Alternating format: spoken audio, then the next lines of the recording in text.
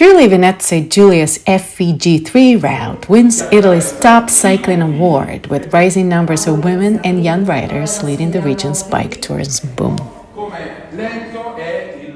Friuli Venezia Giulia is the only region that have an airport that have the possibility to use bicycle, to use car, to use train, or to go by bike to discover our region. Friuli Venezia Giulia, of course, is a destination that leads other destinations for the position because it is connected to a foreigner country, and that is a real meaning of cycling and cycling tourism, because bicycle doesn't know any limits and doesn't know any border.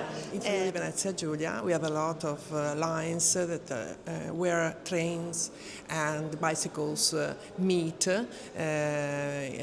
Alpe Adria line, Collio line, and Treno Bici Lagune, that is from Trieste to Venezia.